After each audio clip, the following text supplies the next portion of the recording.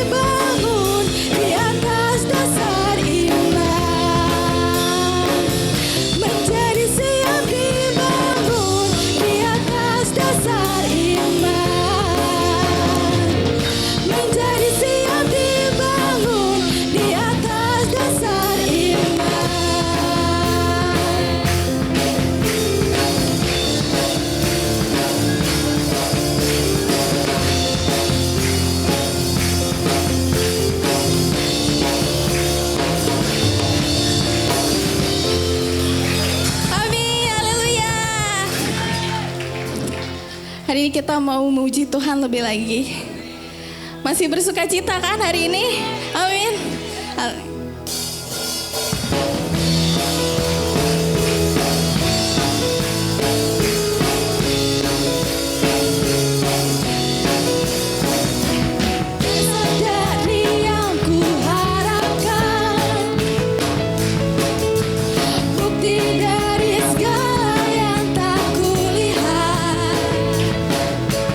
Iman berikanku kekuatan.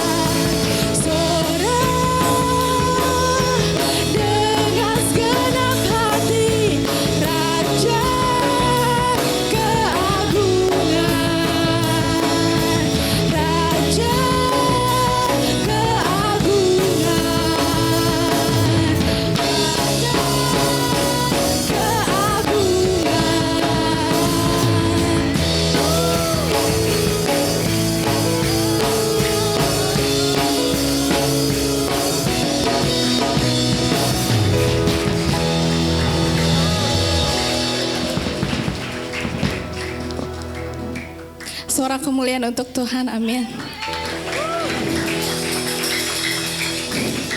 Saya persilakan jemaat untuk duduk kembali.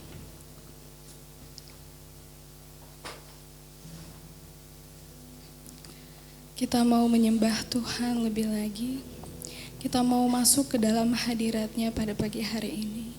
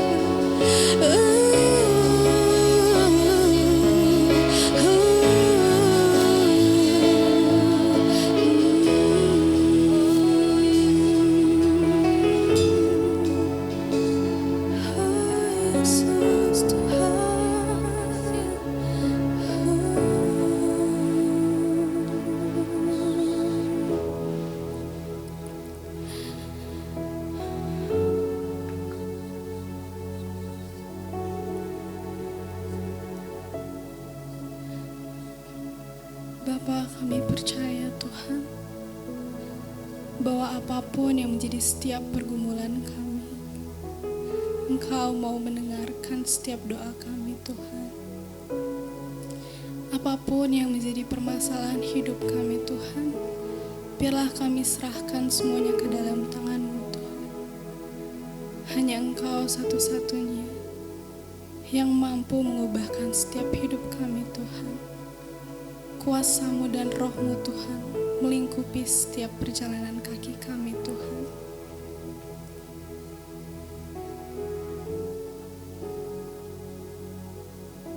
Kami serahkan Tuhan semua hidup kami ke dalam tangan-Mu Tuhan. Biarlah Engkau saja Allah yang mampu menopang Tuhan. Kami mengucap syukur Tuhan, karena kebaikan-Mu di sepanjang hidup kami Tuhan. Pakailah kami Tuhan, untuk bisa memuliakan nama-Mu saja di setiap hidup kami. Kami percaya Tuhan bahwa kami tidak pernah sendiri Tuhan. Engkau tidak pernah meninggalkan setiap kami Tuhan.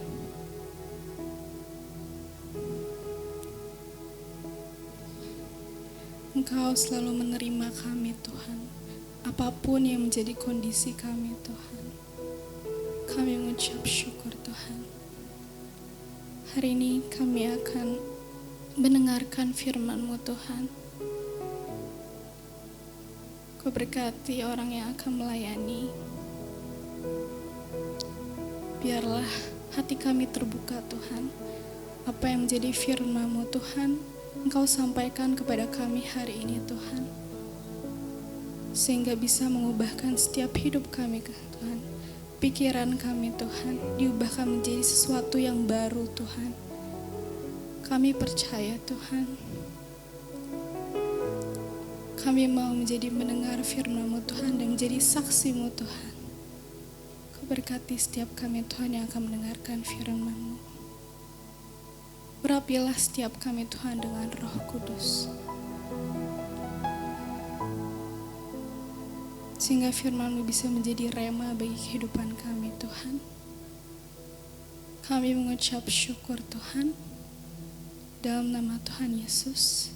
Setiap orang yang percaya katakan amin.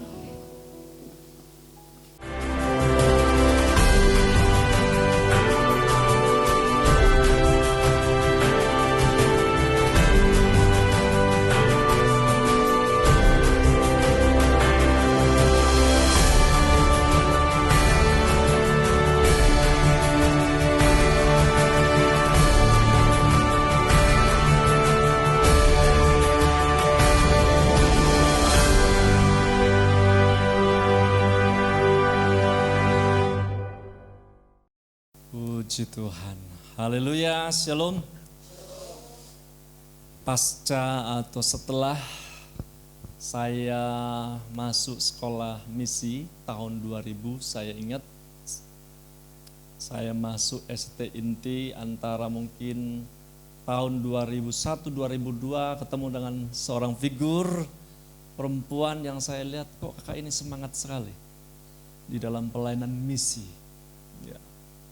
Karena saya ingat beliau adalah kakak tingkat lebih dulu masuk ya di sekolah misi ini, mungkin sekitar tahun 1999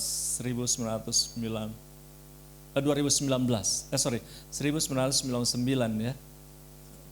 Karena tahun 2000 saya masuk. Jadi 1 tahun sebelumnya kayak ini udah masuk dan spiritnya sama. Sehingga saya mulai kenal dan berdoa bersama-sama tergerakan misi di seluruh dunia. Ya.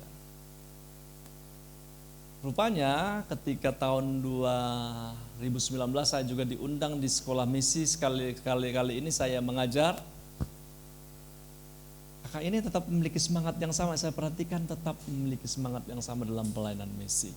Tahun 2023 juga kemarin saya diundang untuk mengajar di sekolah misi ini yang pernah saya juga sebagai peserta, semangatnya tetap sama. Saya yakin kita akan dibekali lebih luar biasa oleh seorang figur yang saya cerita ini akan menyampaikan tentang firman Tuhan yang saya yakin akan sangat memperlengkapi kita.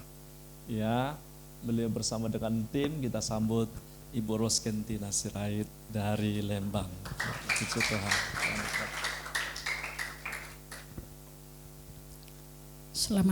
Selamat pagi. Shalom. Wow, luar biasa ya. Sebenarnya bukan ini kunjungan saya yang pertama. Saya udah pernah berkunjung ke tempat ini belasan tahun lalu. Tapi saya bersyukur hari ini saya ada waktu, Tuhan berikan kasih karunia untuk boleh bertemu jemaat Tuhan di tempat ini. Seperti tadi Bapak Gembala sudah sampaikan, nama saya Ros dari SP3 Bandung. Bapak Ibu sudah ada yang tahu SP3 di sini? Wow, ini Pak Gembala harus sosialisasikan ini SP3 ya. SP3 itu Sekolah Pelatihan Penyiapan Penuai. Di sana diperlengkapi anak-anak muda, orang-orang yang memiliki panggilan Allah untuk menjadi berkat bagi suku-suku bangsa. Kalau ada di antara jemaah, anak-anak Bapak Ibu, anaknya, kerabat rindu untuk melayani Tuhan, rindu untuk memberitakan Injil, mau diperlengkapi, tinggal beritahu kepada Bapak Gembala ya, Bapak Royke, dan harapannya tiap tahun sekolah ini ada. Bapak Ibu, saudara-saudari, kita akan langsung belajar kebenaran firman Tuhan hari ini seperti tadi Bapak Gembala sudah bagikan temanya. Pertanyaan-pertanyaan yang krusial tema 1 bulan ini, dan hari ini tema kita adalah apa yang kamu kehendaki kuperbuat bagimu? Apa yang kamu kehendaki kuperbuat bagimu? Wow, luar biasa ya pertanyaan ini, dan kita mau sama-sama belajar tentang pertanyaan ini dan juga yang berkaitan dengan pertanyaan ini. Kita tahu ini pertanyaan Tuhan Yesus ya. Bagi setiap kita, bagi muridnya, bagi banyak orang yang sudah mengalami Tuhan Yesus di dalam Alkitab, tapi juga pertanyaan bagi kita semuanya. Nah, kita akan belajar beberapa kisah berkaitan dengan pembelajaran hari ini, dan tentunya pertanyaan yang sama Allah ajukan kepada kita. Mari kita buka Markus 10. Kalau Bapak Ibu tidak bawa Alkitab atau tidak ada di handphone, ada, sudah dituliskan di sini. Mari kita lihat Bapak Ibu, dan kita mau bergantian membaca firman Tuhan. Kita mau baca dulu bersama-sama. Nanti kita akan melihat beberapa pembelajaran yang sangat penting sekali bagi kita. Saya ayat ganjil, Bapak Ibu saudara-saudari semuanya ayat genap. Kita akan mulai, dan sebagaimana yang kami sedang belajar membaca firman Tuhan itu juga berikan konsentrasi, berikan suara yang terbaik, semuanya yang terbaik. Jadi bacanya juga jangan setengah suara. Mumpung kita ada kesempatan baca Alkitab dengan leluasa ya ibu-ibu ya, saudara-saudari, Bapak Ibu semua, kita akan baca. Dan yang pertama, mari kita berikan suara yang terbaik, pikiran yang terbaik, konsentrasi yang terbaik. Kita siap mulai baca firman? Oke, baik, mari kita mulai. Saya ayat ganjil, Bapak Ibu Saudara semua ayat genap. Markus 10 ayat 35 sampai 45. Kemudian nanti kita sambung ayat 46 sampai 52. Demikian firman Tuhan. Lalu Yakobus dan Yohanes, anak-anak Zebedeus, mendekati Yesus dan berkata kepadanya, "Guru, kami harap supaya engkau..."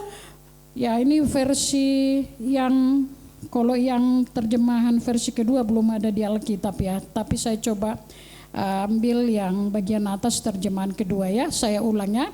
Lalu Yakobus dan Yohanes, anak-anak Zebedeus, mendekati Yesus dan berkata kepadanya, "Guru, kami ingin engkau melakukan apapun yang kami minta dari engkau." Silakan Bapak Ibu, 1, 2, 3.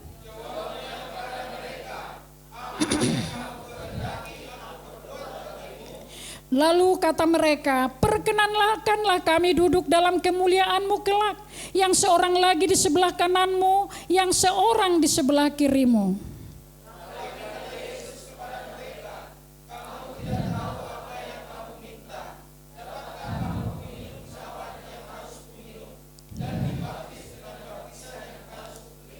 Jawab mereka, kami dapat. Yesus berkata kepada mereka, memang kamu akan minum cawan yang harus kuminum dan akan dibaptis dengan baptisan yang harus kuterima.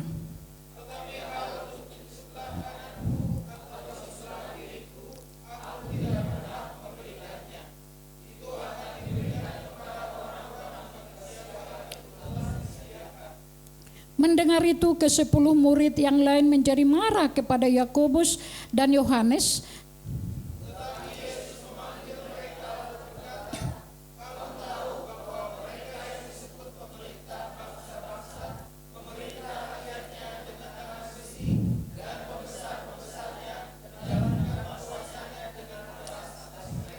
Tidaklah demikian di antara kamu, barang siapa ingin menjadi besar di antara kamu, hendaklah ia menjadi pelayanmu. Dan barang siapa ingin menjadi yang terkemuka di antara kamu, hendaklah ia menjadi hamba untuk semuanya. Karena Anak Manusia juga datang bukan untuk dilayani, melainkan untuk melayani, dan untuk memberikan nyawanya menjadi tebusan bagi banyak orang. Lanjut Bapak Ibu.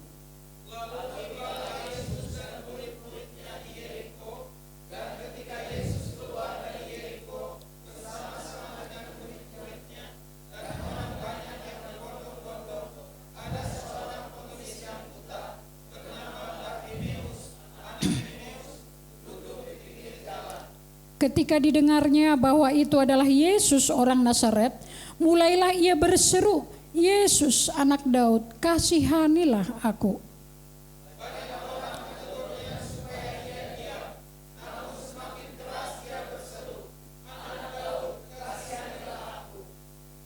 Lalu Yesus berhenti dan berkata, panggillah dia. Mereka memanggil orang buta itu dan berkata kepadanya, kuatkan hatimu, berdirilah. Ia memanggil engkau. Lalu ia menanggalkan jubahnya, ia segera berdiri dan pergi kepada Yesus. Tanya Yesus kepadanya, apa yang kau kehendaki supaya aku perbuat bagimu? Jawab orang buta itu, Rabuni, supaya aku dapat melihat. Lalu kata Yesus kepadanya, pergilah, imanmu telah menyelamatkan engkau. Pada saat itu juga melihatlah ia.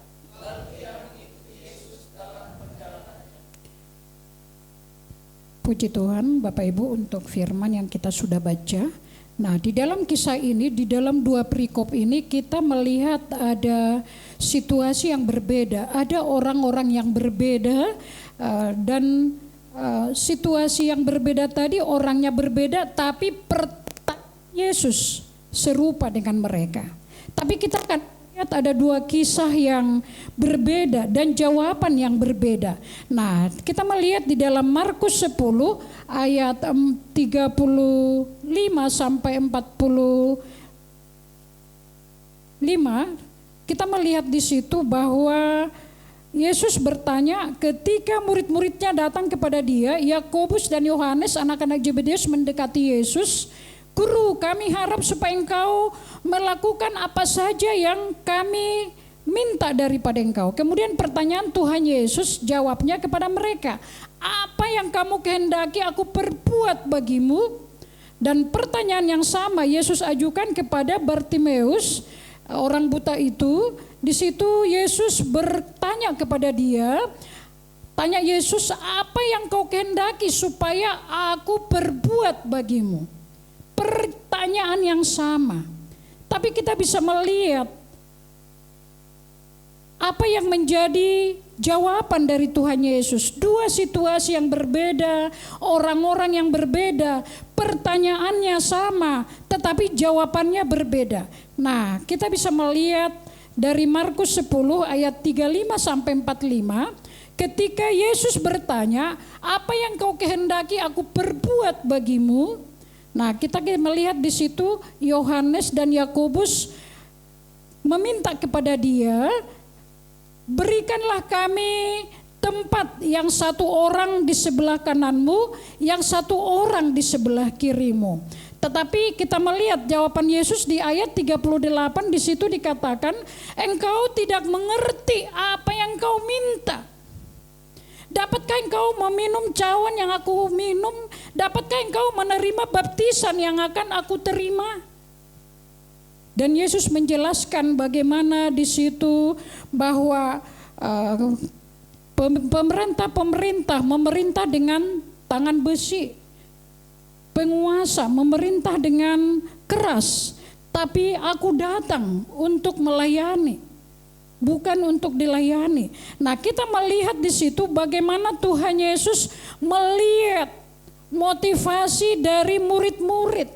Kita melihat di situ bagaimana murid-murid meminta sesuatu kepada Tuhan Yesus adalah untuk kepentingan mereka. Permintaan untuk memuaskan keinginan mereka, keinginan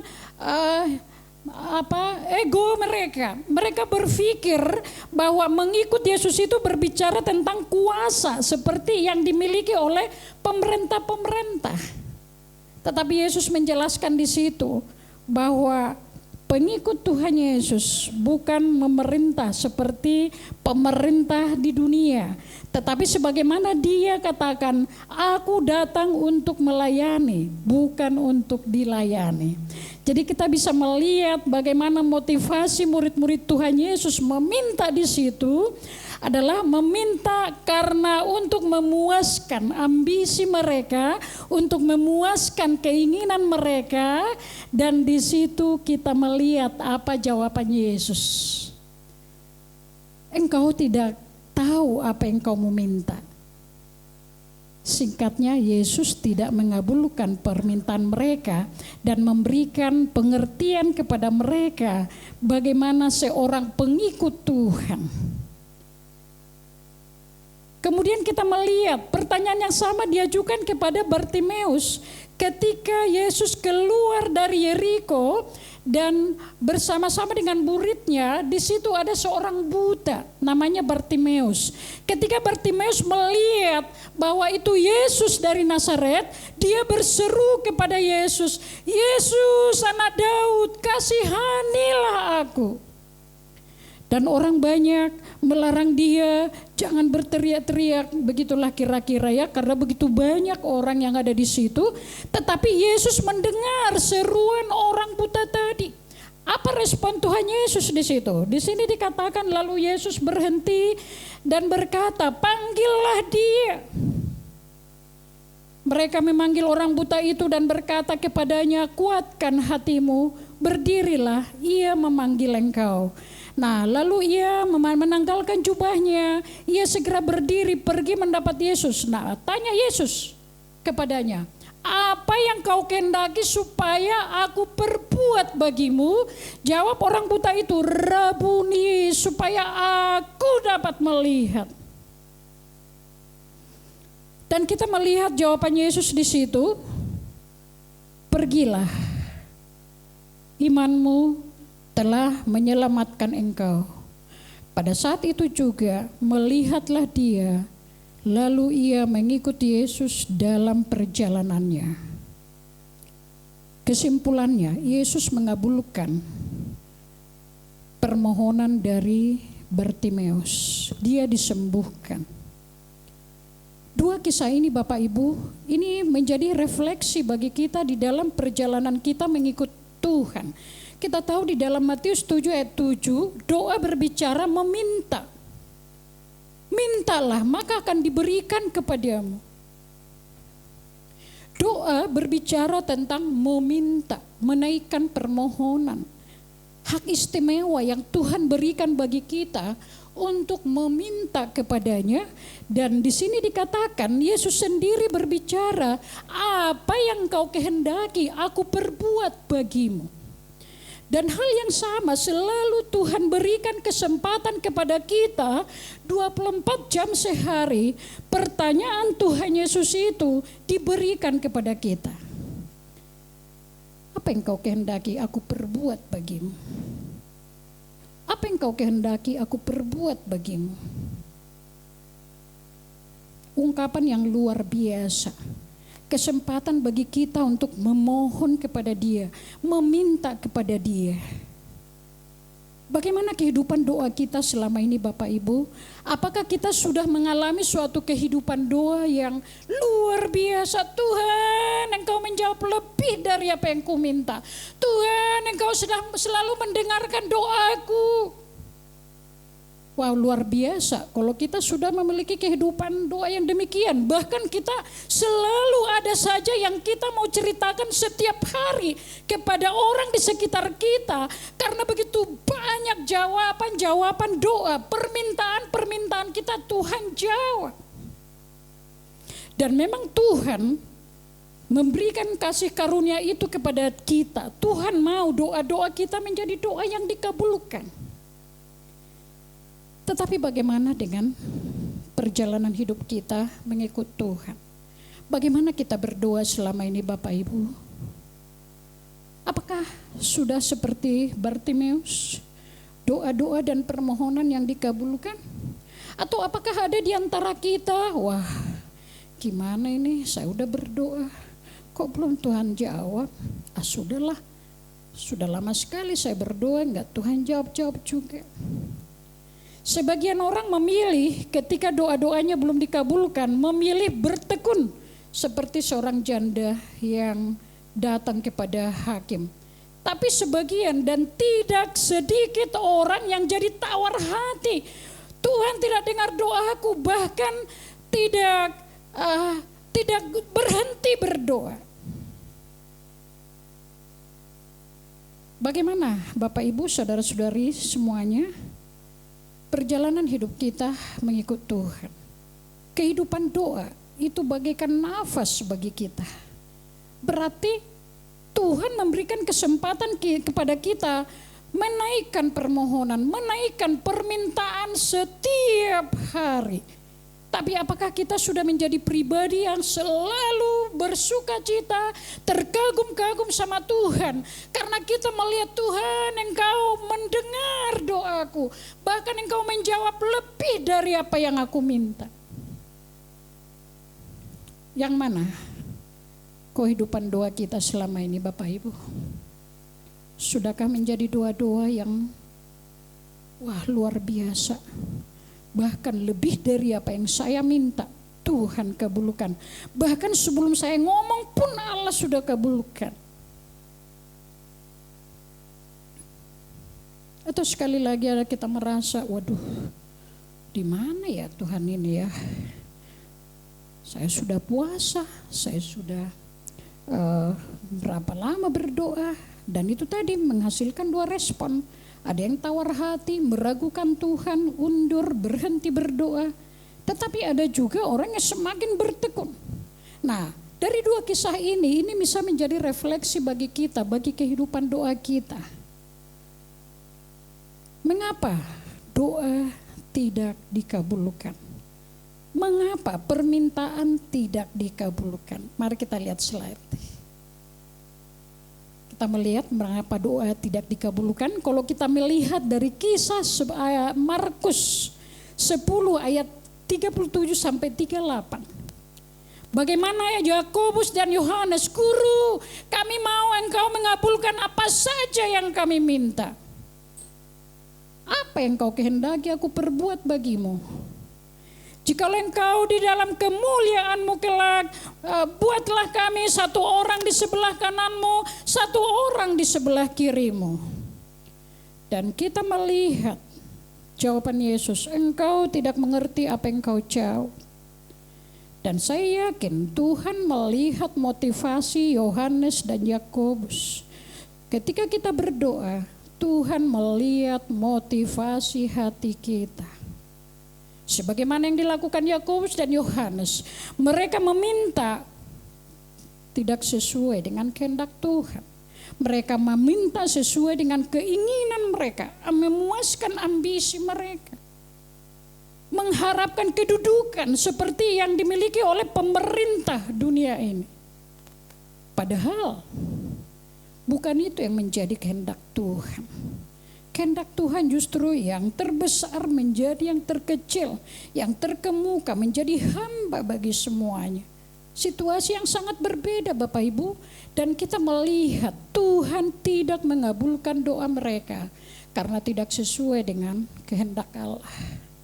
Motivasi dan tujuan yang salah. Dan ini dipertegas di dalam kitab Yakobus 4 ayat 3 dikatakan, atau kamu berdoa juga tetapi kamu tidak menerima apa-apa karena kamu salah berdoa. Ternyata berdoa bisa salah Bapak Ibu. Salah bukan di kata-katanya yang kurang indah, bukan. Karena Tuhan melihat hati. Tapi di sini dikatakan sebab yang kamu minta itu hendak kamu habiskan untuk memuaskan hawa nafsumu. Dan di dalam Mazmur 66 ayat 18 dikatakan, apabila ada niat jahat di dalam hatiku. Jahat bukan berarti membunuh, mencuri, tetapi ketika motivasi kita untuk kepentingan diri kita sendiri, memuaskan kepentingan diri sendiri, itu jahat di mata Tuhan.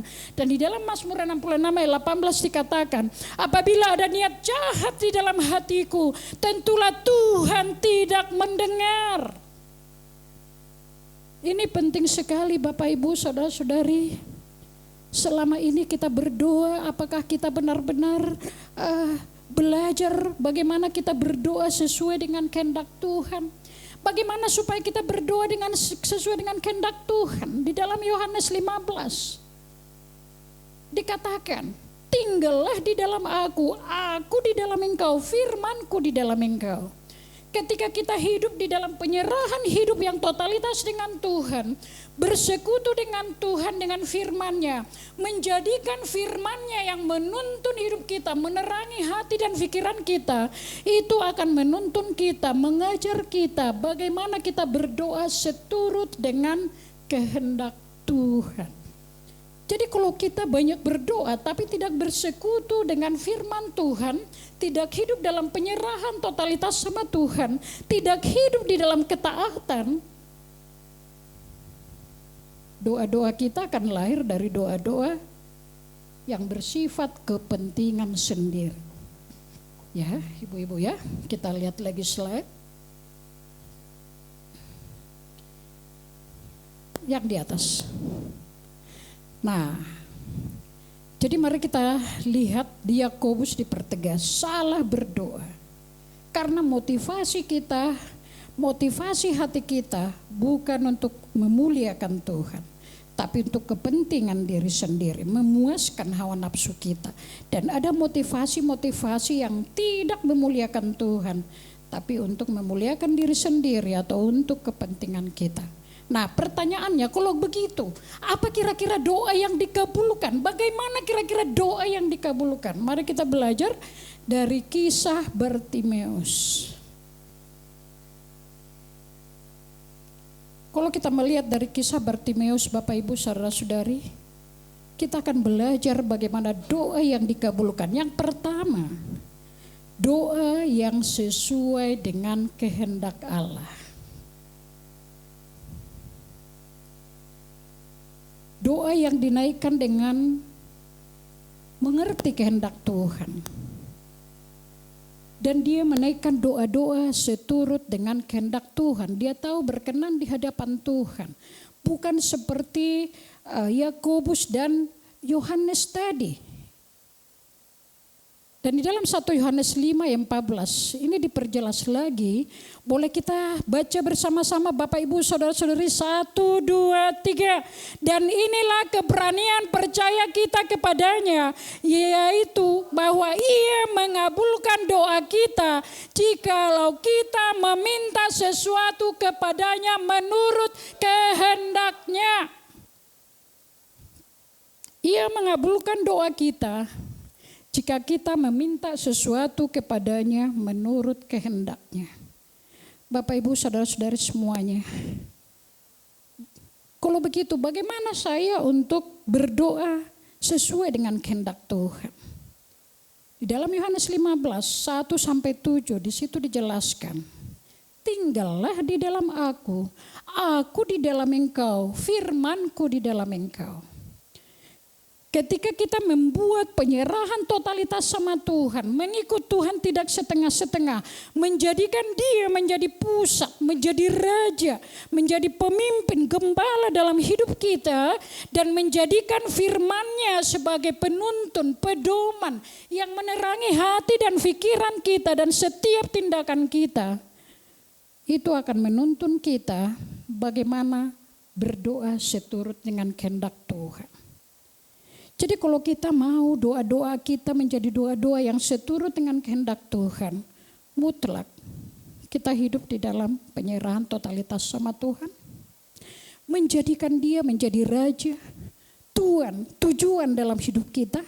Dan menjadikan firman-Nya menjadi kesukaan. Di Mazmur 1 dikatakan bahwa orang yang merenungkan firman Tuhan siang dan malam, mereka seumpama pohon yang ditanam di tepi aliran air, yang daunnya selalu hijau, yang tidak mengenal musim kering. Ujungnya itu apa Bapak Ibu?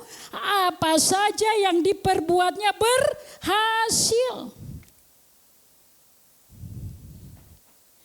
Jadi tidak ada jalan pintas berdoa seturut dengan kehendak Tuhan kalau kita tidak membuat Dia, menjadikan Dia menjadi raja dalam hidup kita. Menjadi penuntun dalam hidup kita. Tidak menjadikan firman-Nya sebagai kesukaan. Tidak hidup di dalam ketaatan kepada Tuhan. Dan kita tahu kehidupan doa adalah proses seumur hidup. Semakin kita bertumbuh, semakin kita mengerti, semakin kita mengenal akan Tuhan, semakin kita tahu kehendak-Nya. Kalau kita baca firman Tuhan, kita melihat berikutnya.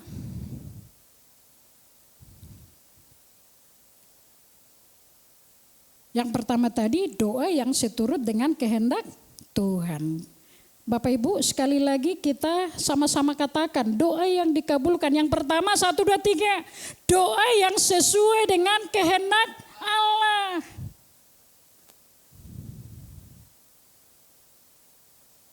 Dan dalam 1 Yohanes 5:14 tadi kita sudah baca. Kita punya keberanian bahwa Ia mengabulkan doa kita jikalau kita meminta sesuatu kepadanya seturut dengan kehendak-Nya. Dan mari kita belajar dari Tuhan Yesus bagaimana berdoa. Dia mengutarakan permintaannya, tetapi pada akhirnya Dia katakan, ini kehendakku tapi bukannya kehendakku, tapi melainkan kehendak-Mu lah yang jadi dalam hidupku. Nah ini suatu bukti kalau kita hidup dalam penyerahan yang totalitas dengan Tuhan. Bukan kehendakku, tapi kehendak-Mu yang jadi dalam hidupku. Yang kedua, bagaimana doa yang dikabulkan? Kita sama-sama baca Bapak Ibu Saudara-saudari 1, 2, 3. Doa yang dipanjatkan dengan kerendahan hati. Tadi ketika kita membaca Markus 10 ayat 35 sampai 45. Bagaimana Yakobus dan Yohanes datang kepada Yesus. Kita bisa bayangkan penuh dengan ambisi. Penuh dengan kepentingan sendiri. Tapi kita bedakan dengan cara Bartimeus datang kepada Tuhan Yesus. Ketika dia tahu bahwa yang datang itu Yesus dari Nazaret, apa yang dia lakukan? Dia berseru, Yesus anak Daud, kasihanilah aku. Cara yang berbeda Bapak Ibu. Kita melihat kisah murid Yakobus dan Yohanes meminta untuk kepentingan sendiri seperti memaksa. Kita lihat tadi ayat 35 dikatakan, kami mau guru apa saja yang kami minta engkau berikan. Orang yang rendah hati tidak akan paksa, tidak akan datang dengan kepentingan sendiri. Tetapi orang yang rendah hati seperti Bartimeus, dia tahu dia siapa. Dia tahu dia butuh Tuhan Yesus. Dia tahu dia butuh pemulihan. Dan kita tahu saudara-saudari Yesus berkata, apa yang kau kehendaki aku perbuat bagimu. Rabuni, supaya aku bisa melihat. Pergilah, imanmu menyelamatkan engkau. Dan seketika itu juga Bartimeus sembuh dan dia mengikut Tuhan Yesus. Dari sini kita melihat bagaimana Bartimeus seorang yang rendah hati. Dia tahu dan memohon kepada dia. Dia mohon belas kasihan Tuhan Yesus. Apakah kita melakukan ini di dalam kehidupan doa kita, datang dengan kerendahan hati? Tuhan, aku tahu saya siapa. Aku tahu aku tidak layak Tuhan, tapi Engkau memberi aku kesempatan untuk memohon. Tuhan, izinkan aku, jadikan aku menjadi berkat bagi banyak orang, biarlah lewat hidupku banyak orang yang terberkati. Kalau kita sakit, Tuhan Yesus, Engkau berfirman, sembuhkanlah orang sakit, lepaskan yang terikat. Berarti tidak salah orang sakit meminta kesembuhan karena itu sesuai dengan kehendak Tuhan. Walaupun pada akhirnya bukan kehendakku, tapi kehendakmu yang jadi dalam hidupku.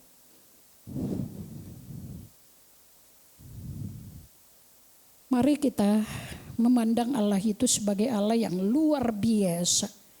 Jadi kita tidak salah datang. Kita tidak datang dengan kesombongan, dengan kecongkakan, main paksa. Tapi kita tahu aku orang yang tidak layak Tuhan. Tapi Engkau melimpah dengan kasih karunia. Tuhan, aku meminta kepada Engkau. Engkau jamah suamiku. Engkau jamah adikku. Engkau jamah Bapak Anu. Buka hatinya supaya dia terima Engkau. Wah, sering sekali doa yang ini Tuhan jawab. Kenapa? Karena kerinduan Tuhan tidak seorang pun yang binasa. Doa-doa kita selama ini sudah bagaimana muatannya? Apakah itu kebanyakan permintaan untuk kepentingan diri sendiri? Atau kita tahu kehendak Tuhan bahwa kita tidak hidup untuk kepentingan diri sendiri. Tapi Tuhan menyelamatkan kita supaya orang lain diselamatkan. Tuhan memulihkan kita supaya orang lain dipulihkan. Tuhan memberkati kita supaya orang lain diberkati. Dan ketika Tuhan melihat hati itu di dalam hati kita, kita akan mengalami kehidupan doa yang luar biasa. Tuhan akan jawab lebih dari apa yang kita minta. Karena dia tahu kita bergerak bersama dia untuk melakukan kehendaknya. Amin. Tidak terhitung jawaban doa-doa yang saya panjatkan di hadapan Tuhan Bapak Ibu. Kalau saya disuruh cerita, tidak cukup 1 hari. Setiap hari di tengah-tengah komunitas saya selalu punya cerita. Bagaimana Tuhan menjawab doa. Yang ketiga, kita lihat ketiga. Doa yang dipanjatkan dengan motivasi yang benar.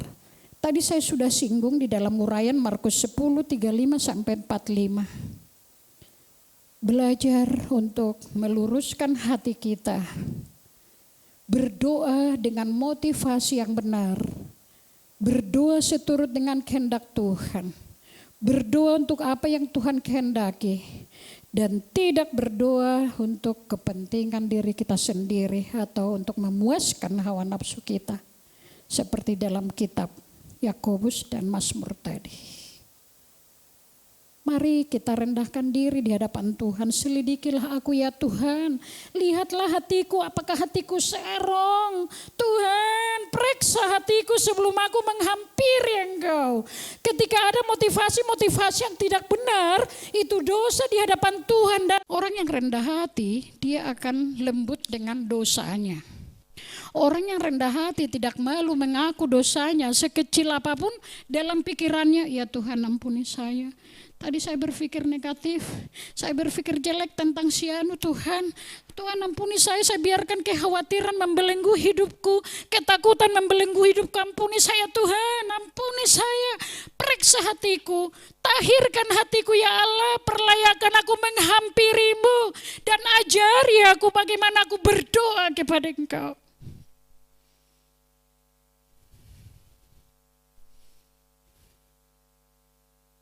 Kita bisa bedakan di dalam 2 kisah ini. Yakobus dan Yohanes dengan motivasi yang enggak benar. Kepentingan diri sendiri.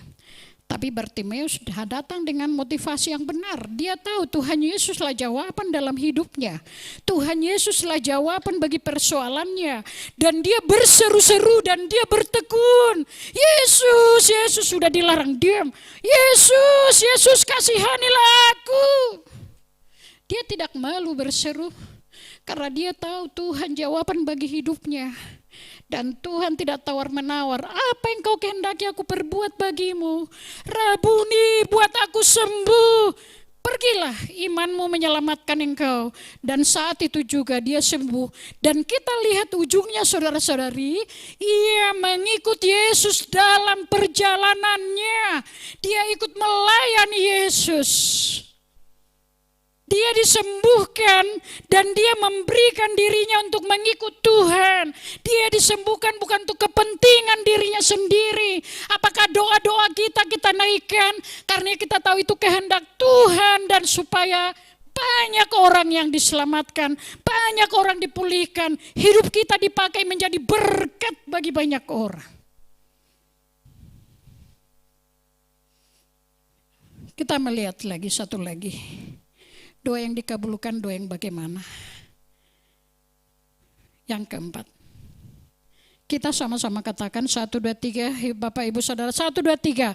Doa yang didasari oleh iman.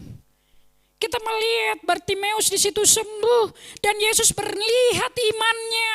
Kenapa dia berseru-seru begitu gigih menerobos banyak orang? Karena dia tahu Yesus jawaban bagi hidupnya. Dia bertekun, Yesus, Yesus, kasihanilah aku. Yesus anak Daud, kasihanilah aku. Dan suaranya Tuhan Yesus lagi repot di situ, dikerumuni banyak orang. Tapi Yesus mendengar seruan seorang buta karena seruan yang lahir dari iman kepada Allah. Seruan yang lahir dari motivasi yang benar dengan penuh kerendahan hati. Dan kita bisa melihat di sini Yesus berkata, lalu kata Yesus kepadanya, pergilah, imanmu telah menyelamatkan engkau. Pada saat itu melihatlah ia, lalu ia mengikuti Yesus dalam perjalanannya. Hal yang sama kita bisa alami seperti Bartimeus, Bapak Ibu. Sebesar apapun pergumulan hidup kita, Allah sanggup menolong.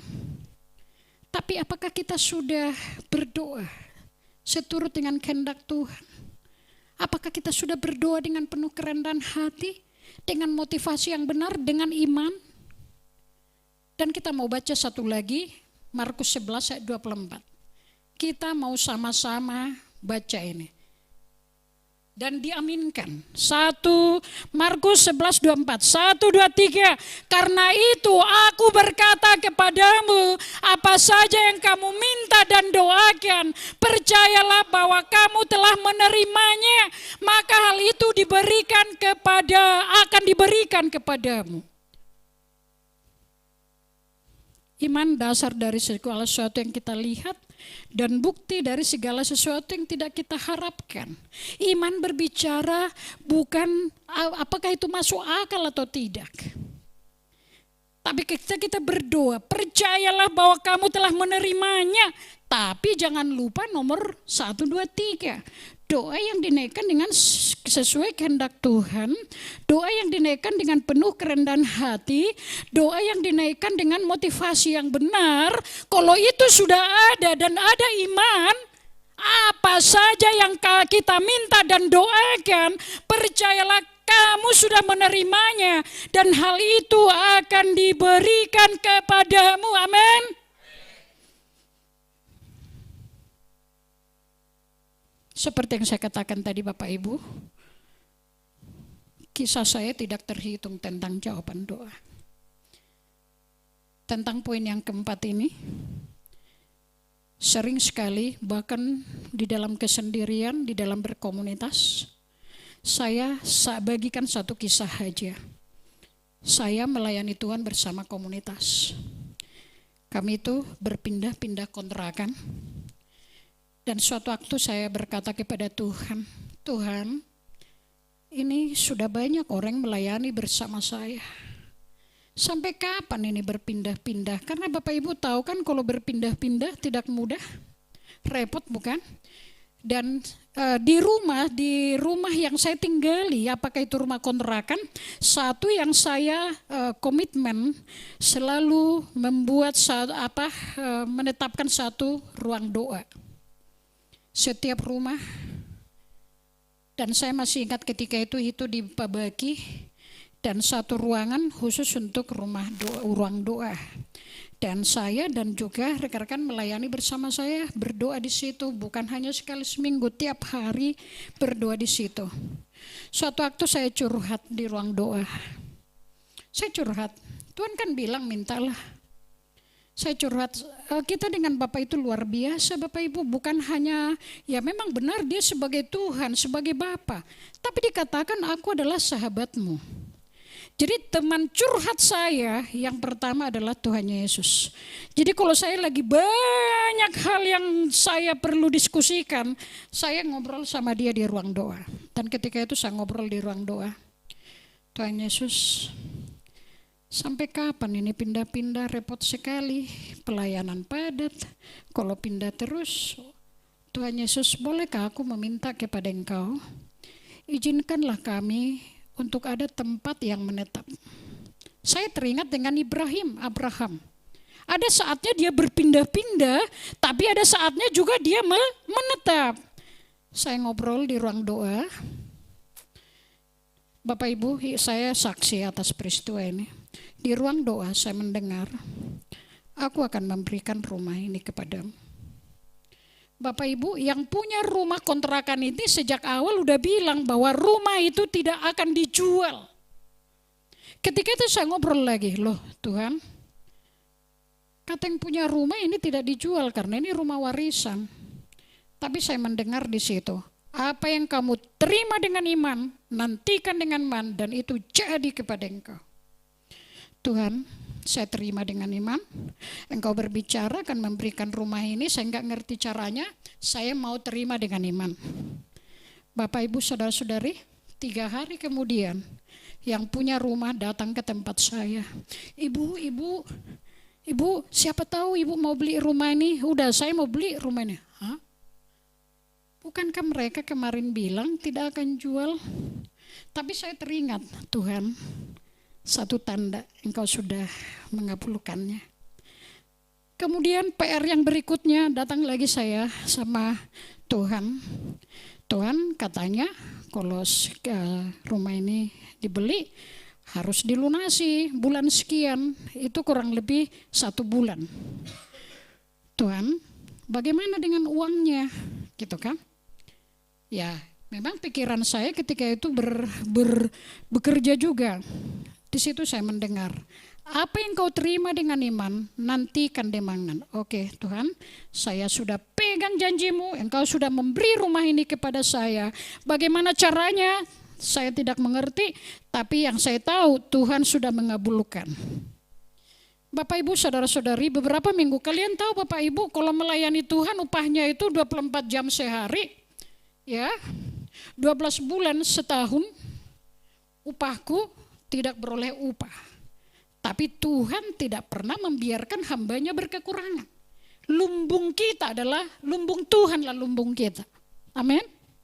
Kapan saja Tuhan akan berikan ketika dia tahu itu sesuai kehendaknya. Kemudian Bapak Ibu, ini seminggu kemudian yang punya rumah udah ngomong, Ibu kalau nggak bisa dibayar pada tanggal sekian, berarti kami jual kepada yang lain.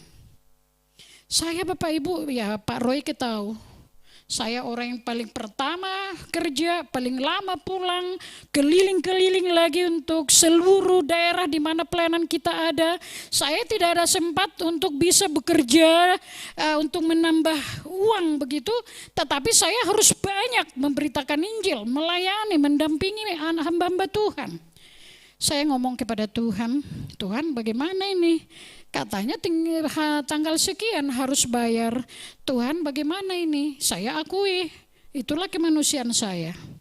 Tapi yang Tuhan berbicara, apa yang kau terima dengan iman, nantikan dengan iman. Saya perkatakan, Tuhan aku terima dengan iman.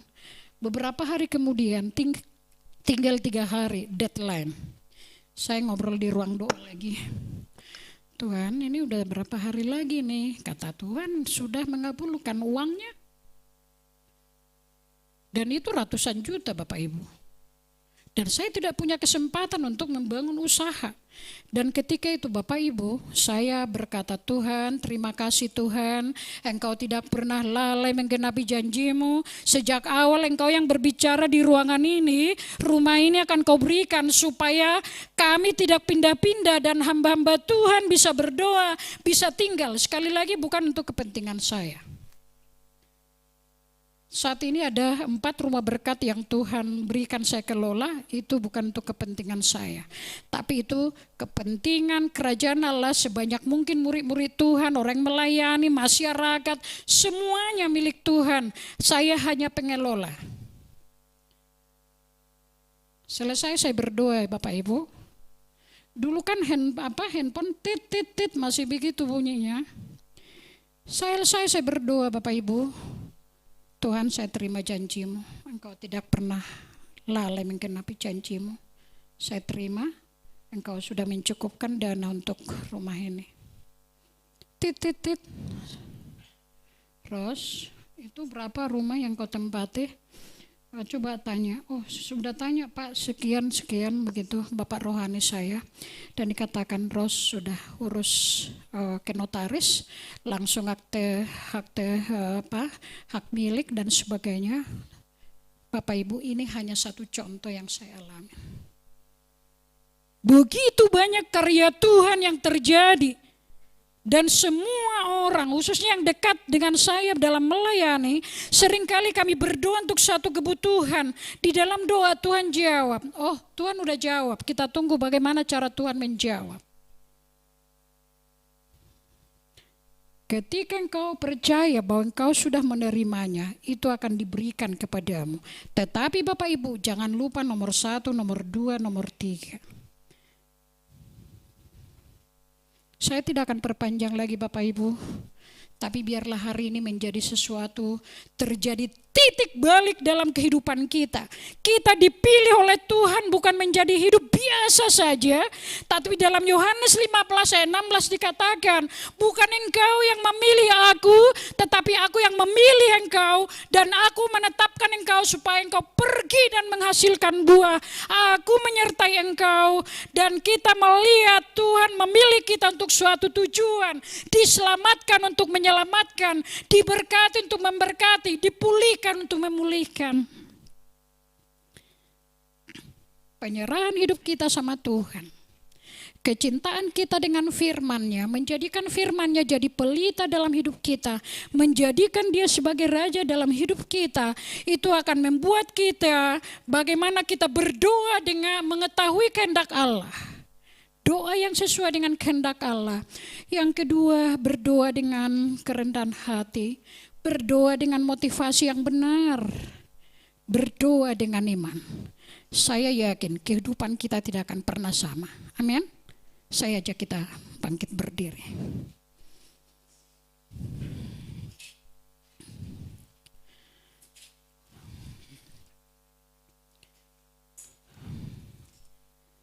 Mari ambil waktu Bapak Ibu untuk berefleksi tentang kebenaran ini. Mari kita mengevaluasi perjalanan kita ikut Tuhan selama ini. Ambil waktu saat teduh. Hari ini Tuhan berbicara kepada kita. 24 jam sehari pertanyaannya ada kepada kita. Apa yang kau kehendaki aku perbuat bagimu? Kerinduan Allah supaya hidup kita terberkati baik secara rohani, secara jasmani.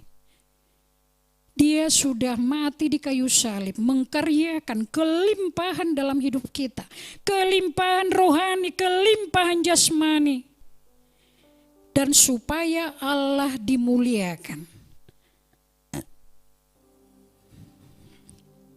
Silakan Bapak Ibu lakukan refleksi, evaluasi.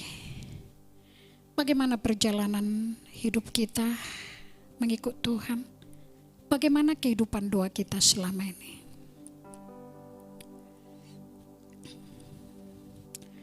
Kalau tadi sementara kita belajar firman, kita mendengar Tuhan mengoreksi kehidupan doa kita.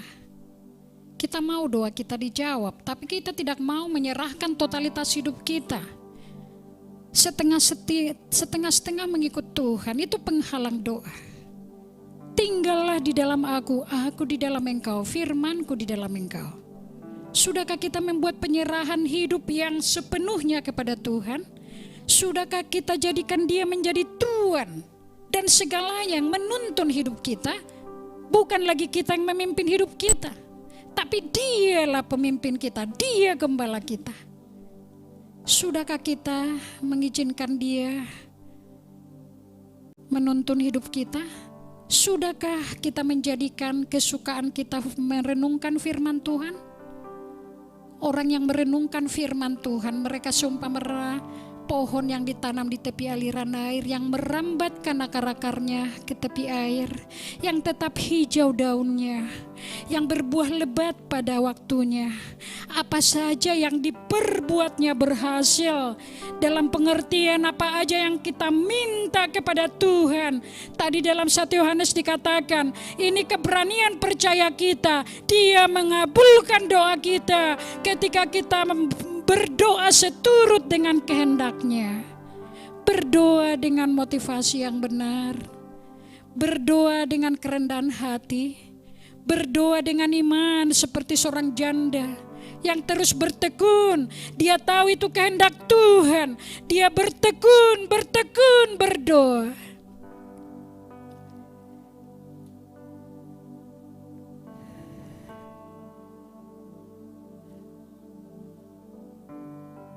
Silakan Bapak Ibu berdoa. Kalau ada yang kita merasa mohon ampun dengan pola kita berdoa, ampuni saya Tuhan. Ajari aku berdoa. Ajari aku berdoa sesuai dengan kehendak Engkau. Ajari aku berdoa dengan penuh kerendahan hati. Ajari aku berdoa motivasi yang benar seperti Bartimeus. Dan ajari aku berdoa dengan iman seperti seorang janda itu. Silakan siapa yang memiliki pergumulan, silakan angkat tangan. Kita mau sama-sama datang sama Tuhan. Siapa yang mau kehidupan doa kita menjadi suatu kehidupan yang bertumbuh, mari kita sama-sama angkat tangan kita kepada Tuhan. Biarlah hari ini menjadi hari yang bersejarah. Terjadi titik balik dalam perjalanan iman kita. Terjadi titik balik dalam kehidupan doa kita. Doa-doa kita menjadi doa yang dikabulkan. Bahkan Allah menjawab lebih dari apa yang kita doakan.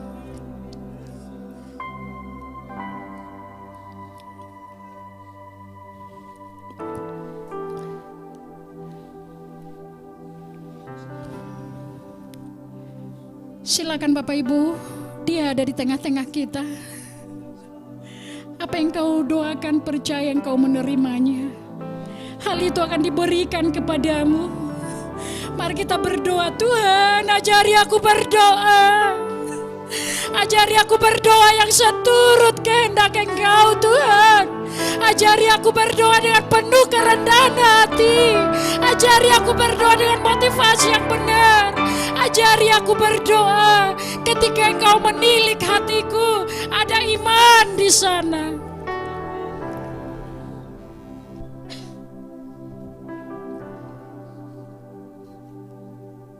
Tuhan Yesus, Engkau ada di tengah-tengah kami. Bahkan pada saat ini kami sedang menanti-nanti memperingati pencurahan Roh-Mu atas kami. Sebelum pencurahan Roh-Mu terjadi, hati kami sudah berkobar dan berkobar mengasihi-Mu. Oh, kami berdoa di dalam nama Tuhan Yesus, Engkau melihat tangan-tangan yang terangkat saat ini. Engkau melihat hati setiap hamba Engkau. Engkau melihat kesesakan mereka. Engkau melihat harapan mereka. Engkau melihat beban mereka.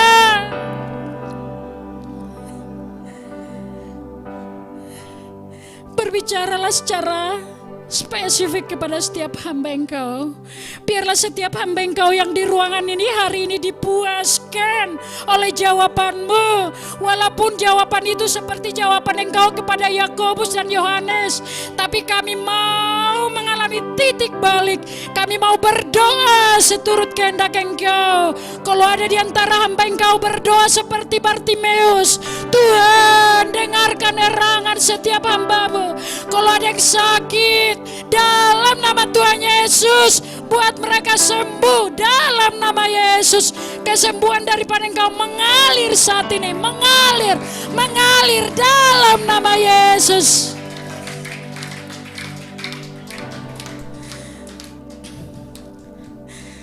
Ketika hamba-Mu ada yang mengalami kesesakan, hamba berdoa, Tuhan Yesus, kuasa Roh-Mu mengalir atas setiap hamba-Mu. Engkau sentuh hati setiap hamba-Mu yang sesak merasa lega karena mereka menyerahkan bebannya kepada-Mu. Datanglah kepadaku, hai engkau sekalian yang berbeban dan letih lesu.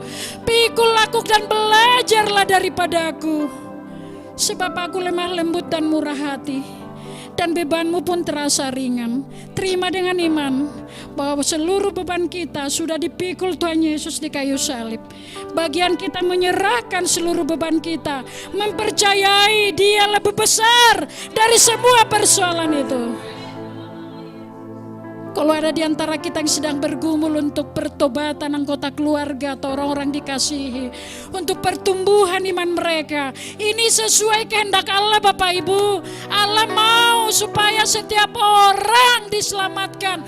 Allah mau setiap orang bertumbuh, berbuah. Mari berdoa kepada Tuhan Yesus. Sebut nama mereka. Kalau ada mereka yang membuat hati kita berbeban, mari sebut nama mereka. Tuhan Yesus, Engkau sentuh hati dia. Engkau sanggup mengubah hidup dia. Taruhkan hati yang haus akan Engkau. Taruhkan hati yang lembut kepada Engkau. Ori labasana ya ratakashikara labanasana. Ori takasana, kuasa Roh-Mu yang kudus bekerja leluasa di tengah-tengah jemaat-Mu. Biarlah mereka dipuaskan hari ini, dipuaskan oleh Engkau Tuhan. Karena Engkaulah gembala yang baik bagi mereka. Engkau bertanggung jawab penuh atas seluruh keperluan hidup mereka. Ketika ada yang butuh tuntunan, Engkau yang berfirman bahwa Engkau gembala yang baik akan menuntun setiap kami. Bahkan dalam lembah kekelaman pun kami tidak perlu takut, sebab Engkau beserta kami.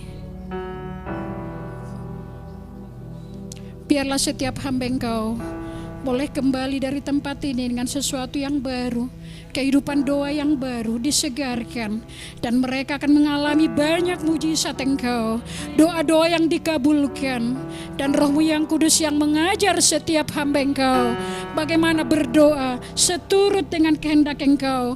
Dan hamba percaya kerinduan Engkau supaya setiap kami mengalami kelimpahan yang sudah Engkau karyakan di kayu salib.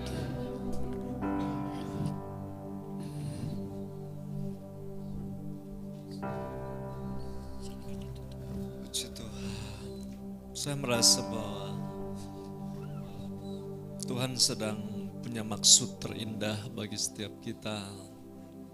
Ada banyak jawaban-jawaban doa yang terkendala oleh keegoisan, ketidakpengertian, benteng-benteng keangkuhan. Mari kita buang itu di dalam nama Yesus. Benteng-benteng keangkuhan hidup, kitalah yang memutuskan untuk membuangnya.